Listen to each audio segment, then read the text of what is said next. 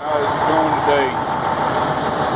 Hello YouTube, it is me again, your favorite Texas trucker, coming to you today from Walcott, Iowa at the Iowa 80.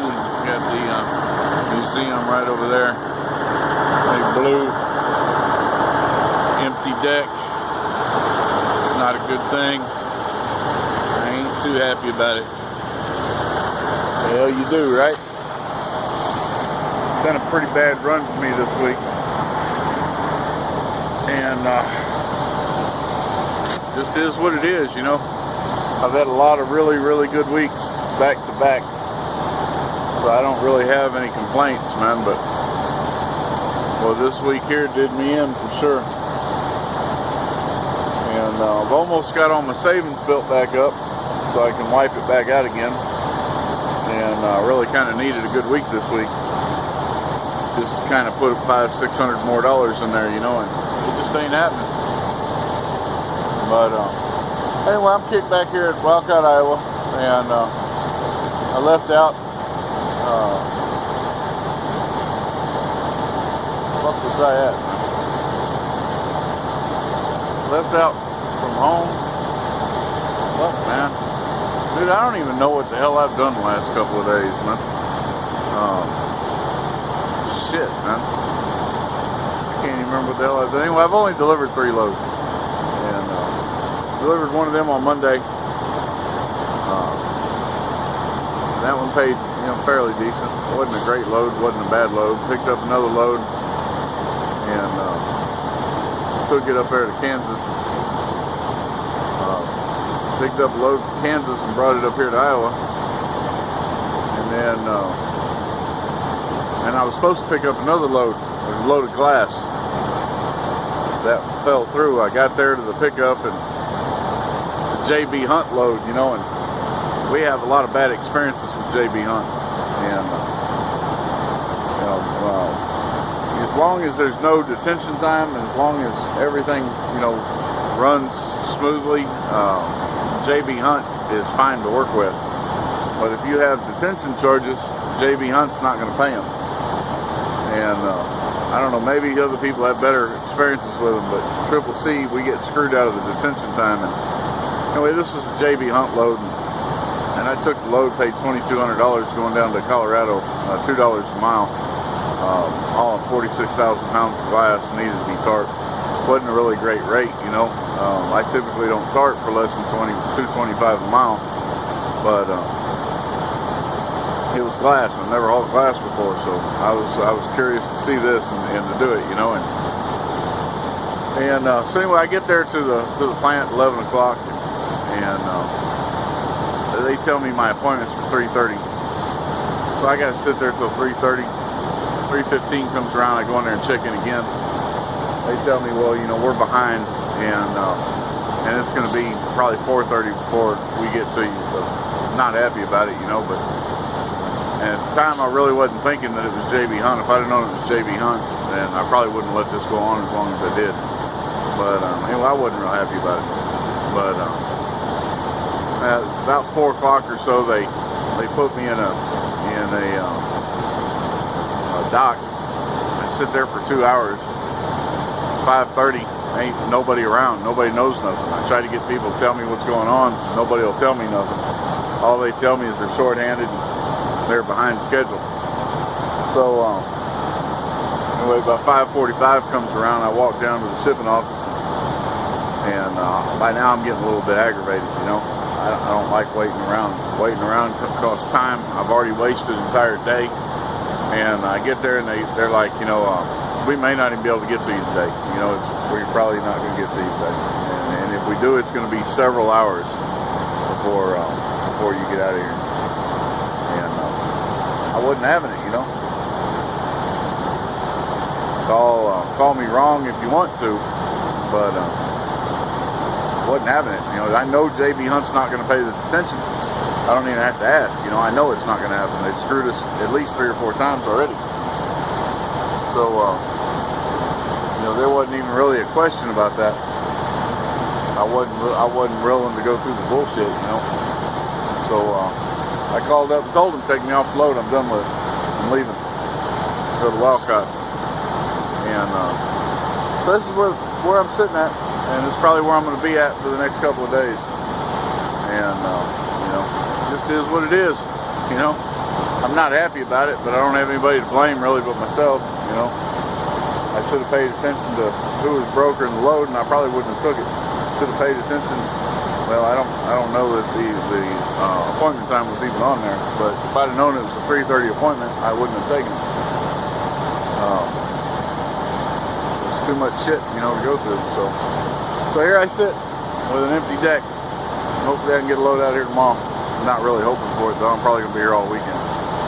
I got 4 days left before my data cycle resets, and then I can upload a video to YouTube. Let's get back in the truck. I just came from the inside. I got the truck idling, and it's kind of dark in here, so I'll get up in there and I'll turn some lights on. Just give me a second. Oh Lord, I'm getting old. Let's see here. Got some lights on in here. I got my curtains up. It's nice and cool in here. Not too hot outside. So, all right. So. Got quite a lot of things I want to talk about, man. So many things that it's a little bit all of a jumble, and I don't know if I'm gonna get it all out. Take this cumbersome looking thing off here. I guess let me start by giving a shout out to the YTTA, and some of y'all may be wondering what the hell exactly is YTTA, and so I guess let me explain it. There's a YouTuber out there by the name of LaShawn Parks. All right, and LaShawn is a lease operator for Prime, and then there's a few other people. I don't know them all, but they are all together. You know, LaShawn started YTTA, and a bunch of the guys, you know, that do YouTube videos have come on board with him, and so they've got a page on Facebook. YTTA is the YouTube Truckers Alliance. Essentially, what it is a movement of YouTubers, truck driving YouTubers who have come together to pass information on the industry, and to promote the positive aspects of the industry, and to help educate new entrants into the industry, and to help people who are having issues in the industry with either advice or just whatever the case may be.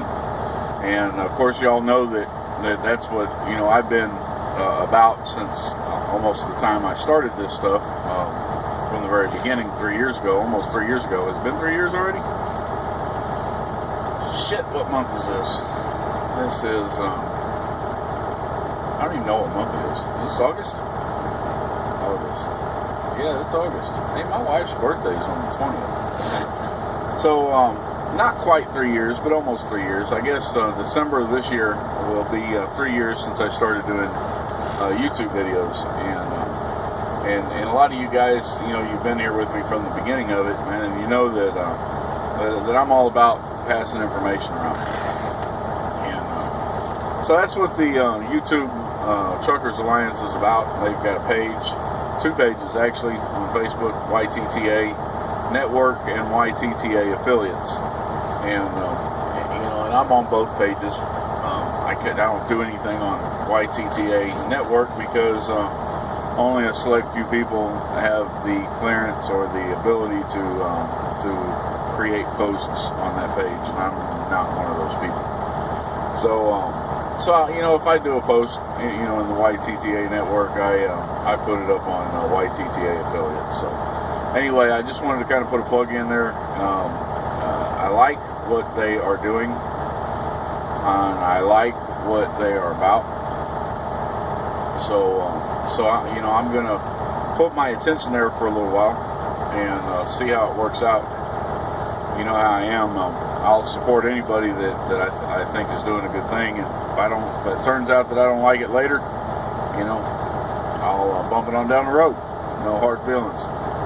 Right now, I'm liking everything that they've got to say, and I'm liking, well, I don't know everything they got to say, but I'm liking what they're doing, and that's the important thing, so I'm willing to support it. And maybe I can even add a little bit worth listening to in there, so anyway, that's that. And I've been off of YouTube for a long time. I mean, not really off of YouTube, but I haven't been posting much on YouTube. And I've explained that to y'all a lot, or I've tried to explain it to you a lot. And the biggest reason for that is data. Uploading one of my videos to YouTube, because I don't do 10, 12-minute videos. Most of my videos run right about 30 minutes. To upload one of my videos to YouTube, it takes about 5 gigs of data, and I can't afford to do any more than one of those out here a month. So typically I try to upload one update out here on the road, and then I'll upload something else when I get to the house. And I'm going to continue doing that with one exception, and that is that I'm going to do more videos while I'm out on the road. I'm just not going to upload them until I get to the house. So I'll upload a video while I'm out on the road. This video right here that I'm doing right now will get uploaded on the 16th. The 16th is the day that my data cycle resets. And then I'll upload a video. I'll upload this video to YouTube. I'll probably do at least one or two more before I get home. And then this year I will be at GATS, the Great American Trucking Show in Dallas. I joined NASTIC, and they have a new entrant class that I'm required to go to, and they're going to hold it at GATS in Dallas. And so I'm going to, me and my wife are already pre-registered. And so we will be there the 24th and the 25th. No, the 25th and the 26th. 25th and the 26th.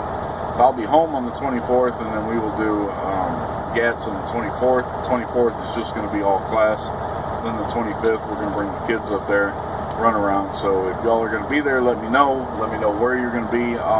Try to make a point to stop by and say hi. Or, you know, if you see me running through with the family, you know, stop me and say hi.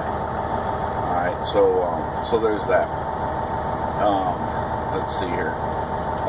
Finances. Let's just hit on that real quick. Okay, y'all know that the last major issue that I had with the truck was the front end. I had to replace both all the tie rod ends, the drag links, and I had to replace the kingpins on my truck, get a 3-axle alignment, and then I had to replace both steer tires and one of my drive tires. The whole process came out to about $3,500 all in, you know, once all the tires and everything was replaced.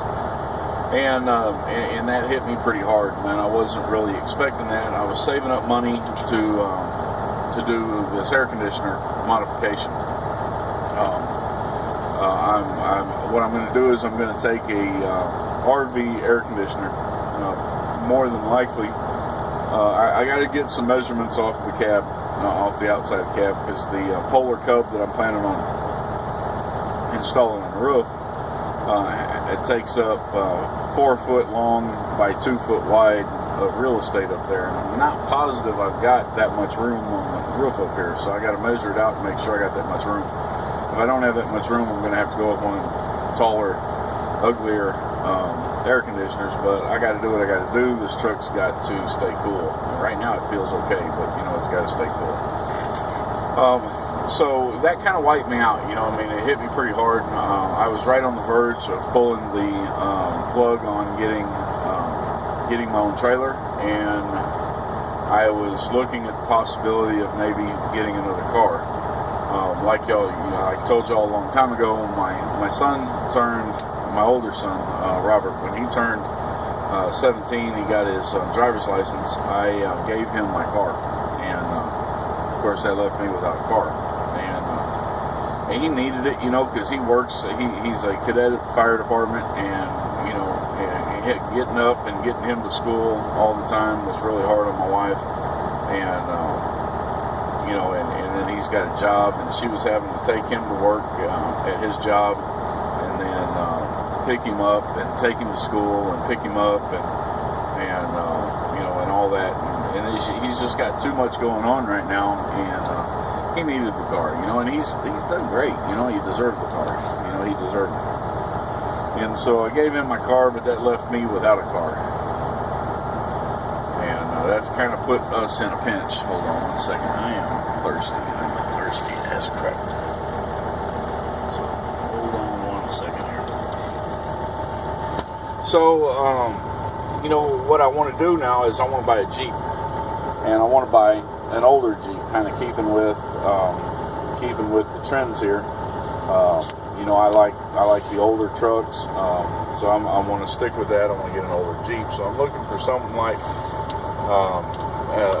90s, late 80s era, early 90s era CJ7.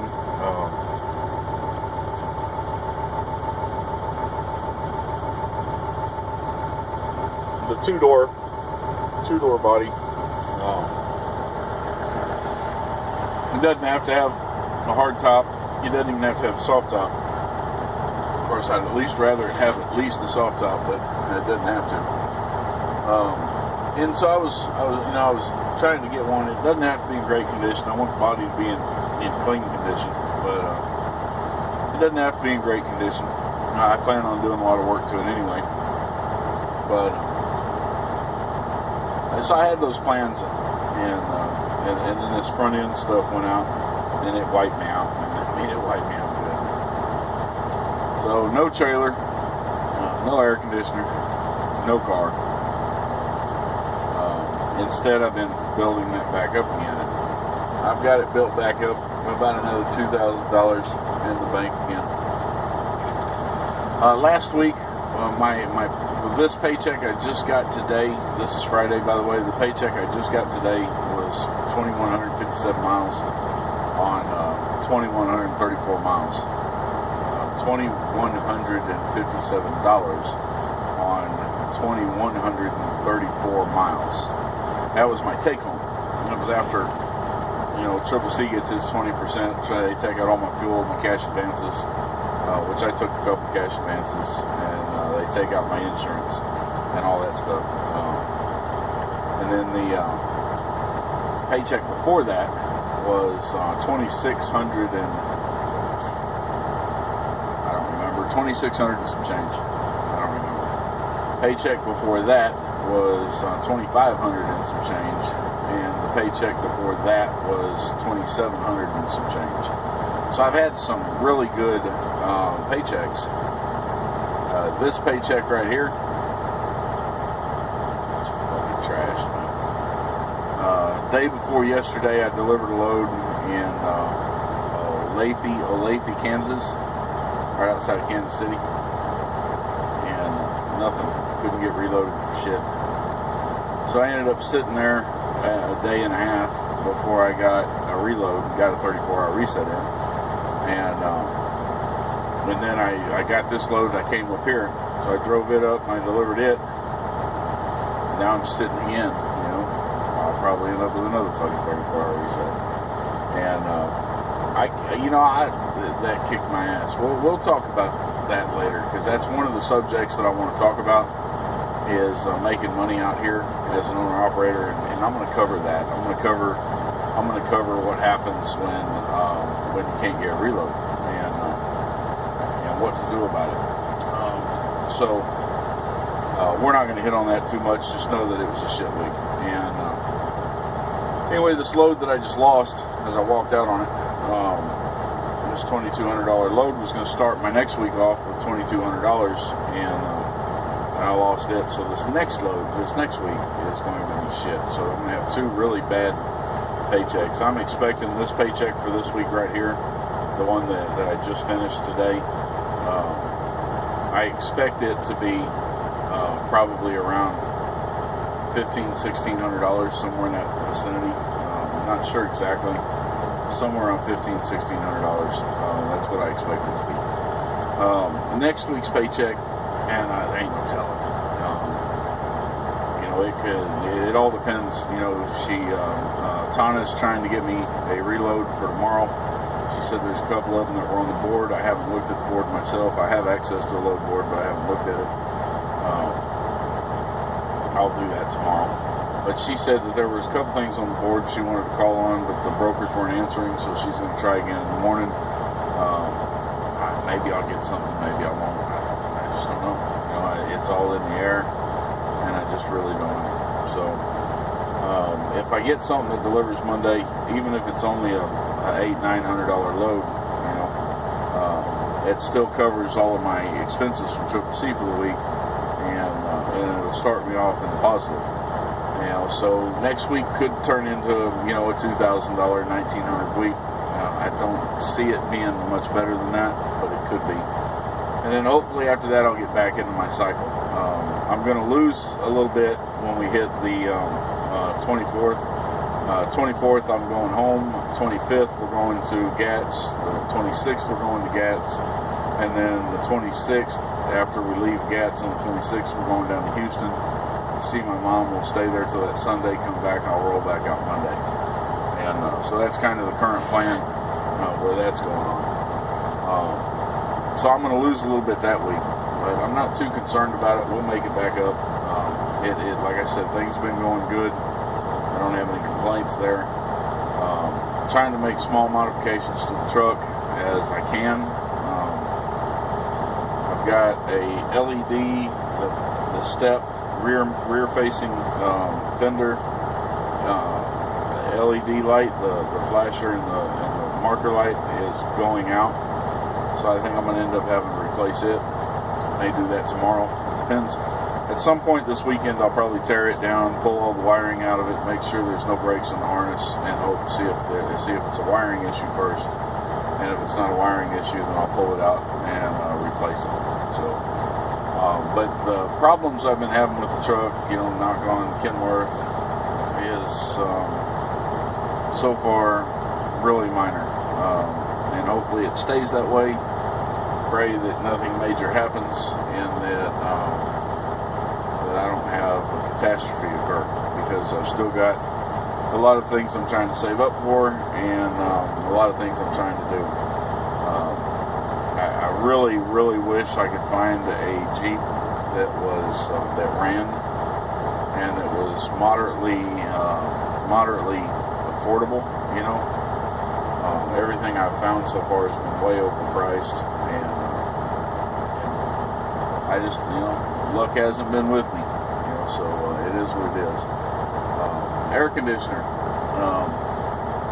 I was going to try to tackle that last time I was home. That didn't work out. I've got to try to get a hold of an air conditioner installer that can give me a quote on what it's going to take to install it in my truck.